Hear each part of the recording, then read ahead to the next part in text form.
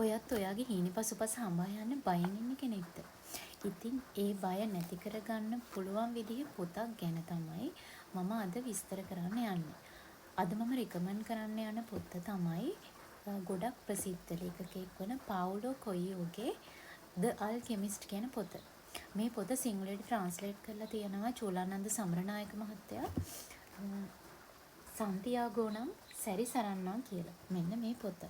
ඉතින් මේ පොත ලෝපුරා භාෂා 80කට වඩා වැඩි ප්‍රමාණයකට පරිවර්තනය වෙලා තියෙන ඉතාම ප්‍රසිද්ධ ආත්ම සංවර්ධනය වගේම දර්ශනවාදයත් මුසු වෙච්ච ඉතාම අලංකාර පොතක් විදිහට මේ පොත හඳුන්වන්න පුළුවන්.